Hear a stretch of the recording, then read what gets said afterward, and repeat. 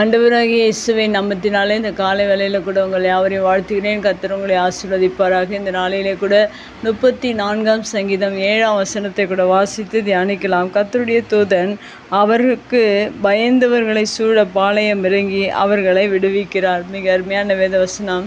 இந்த வேதவசனத்தின் முதல் பகுதியில் கூட கர்த்தருடைய தூதன் என்று சொல்லப்பட்டிருக்கிறது. கர்த்தருடைய தூதன் அவர் செய்கிற வேலை குறித்து எழுதப்பட்டிருக்கிறது.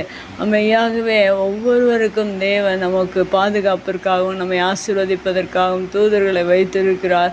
அந்த தூதர்கள் என்ன செய்கிறார்கள் என்றால் அவருக்கு பயந்தவருக்கு என்று சொல்லப்பட்டிருக்கிறது. மெய்யாகவே நம்முடைய வாழ்க்கையில் தேவனுக்கு பயப்படும் போது அநேக ஆசீர்வாதங்கள் நம்முடைய வாழ்க்கையில் உண்டு. பயப்படுகிறவர்களுக்கு கிருபை சூழ்ந்து கொள்ளும் என்று வேதத்தில் எழுதப்பட்டிருக்கிறது. பயப்படுகிறவர்களுக்கு தேவனுடைய ரகசியங்களை, பரலோகத்தின் ரகசியங்களை தேவன் வெளிப்படுத்துகிறவராக இருக்கிறார்.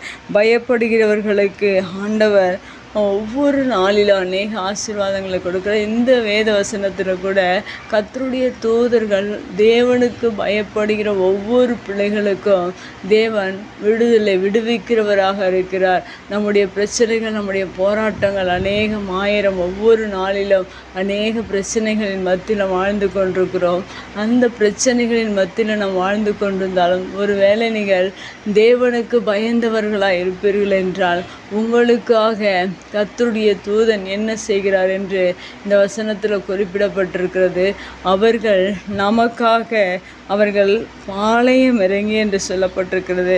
பாளையம் இறங்குதல் என்பது யுத்த காலங்களில் யுத்தங்கள் நடக்கும்போது, தேசங்களுக்கு தேசம் யுத்தம் நடக்கும்போது அநேக ஜனங்கள் பாளையம் இறங்கி இருக்கிறது நாம் யுத்தத்தில் பார்க்க முடியும். யுத்த வீரர்கள் எல்லாம் அந்த தேசத்தை அழிக்க முடியாக, ஒருவருக்கொருவர் யுத்தம் செய்ய முடியாக பாளையம் இறங்கி அநேக ஆயிரக்கணக்கான லட்சக்கணக்கான அநேக மனிதர்கள் இறங்குகிறது போல ஒரு மனிதன் தேவனுக்கு பயப்படும் போது கர்த்தருடைய தூதர்கள் பரலோகத்திலிருந்து ஆண்டவருடைய கட்டளைக்கு இணங்க நமக்காக அவர் பாளையம் இறங்குகிறவர்களாக இருக்கிறார்கள். எப்படி தேசத்தில் யுத்தங்கள் நடக்கும்போது மனிதர்கள் பாளையம் இறங்கி ஒருவருக்கொருவர் யுத்தம் செய்து வெற்றிகளை பெறுகிறார்களோ அதே போல ஒரு மனிதனுக்காக, தேவனுக்கு பயப்படுகிற ஒரு மனிதனுக்காக பரலோகத்தில் இருக்கிற தேவ தூதர்களின் கூட்டங்கள், கர்த்தருடைய தூதர்கள் அங்கு பாளையம் இறங்கி அவர்களை விடுவிக்கிறார் என்று சொல்லப்பட்டிருக்கு. ஒருவேளை உங்களுடைய வாழ்க்கையில் அநேக பிரச்சனைகள், சத்ருவினால் வர பிரச்சனைகள், அநேக போராட்டங்கள், அநேக கவலைகள், அநேக வேதனைகள், துன்பங்கள், சூனியத்தினால் அநேக பிரச்சனைகளினால் நாம் விடுதலை இல்லாதபடிக்கு, வெற்றி இல்லாதபடிக்கு நம்முடைய வாழ்க்கையில் வாழ்ந்து கொண்டிருப்போம் என்றால் ஒருபோது நாம் சோர்ந்து போகாதபடிக்கு தேவ பயத்தோடு கூட இந்த பூமியில் வாழ்கிற ஒவ்வொரு மனிதனுக்கும் கர்த்தருடைய தூதர்கள் பாளையம் இறங்கி யுத்தத்தில் எப்படி அநேக ஆயிரம் ஜனங்கள் யுத்தத்தை செய்து வெற்றி பெறுகிறார்கள் அதே போல் நமக்காக தேவனுக்கு பயப்படுகிற ஒவ்வொரு பிள்ளைகளுக்கும் தேவ தூதர்களை பாளையம் இறங்கி அவர்களை விடுவிக்கிறவராக இருக்கிறார். அவர்களுக்காக யுத்தம் செய்கிறவராக இருக்கிறார். இன்னும் வேதத்தில் அநேக வார்த்தைகள் உண்டு.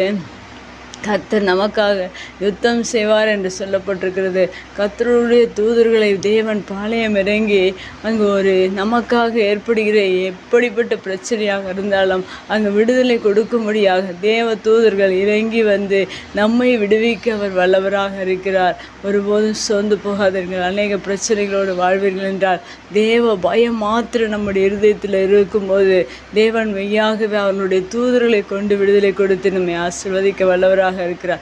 கண்களை முடிச்சு வீக்கில் எங்கள் அன்பு தகப்பனே, இந்த அருமையான வார்த்தைக்காய் நன்றி செலுத்துகிறோம். எங்களுடைய வாழ்க்கையில் உமக்கு பயப்படும் போது நீர் உம்முடைய தூதர்களை வைத்து பாளையம் இறங்கி எங்களை விடுவிக்கிற தேவனாக இருக்கிறபடினால் நன்றி செலுத்துகிறோம். நாங்கள் ஒருவர் மாத்திரமல்ல, எங்களுக்காக யுத்தம் செய்வதற்கு, எங்களுக்காக விடுதலை கொடுப்பதற்கு, எங்களுக்காக வெற்றி கொடுப்பதற்காக நீ தூதர்களை பாளையம் இறக்கி எங்களை விடுவிக்கிறபடினால் நன்றி செலுத்துகிறோம்.